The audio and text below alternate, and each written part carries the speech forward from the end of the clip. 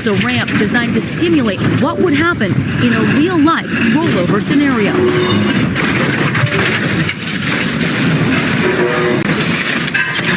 Whoa! Take a look from above as the bus speeds up the ramp and crashes onto its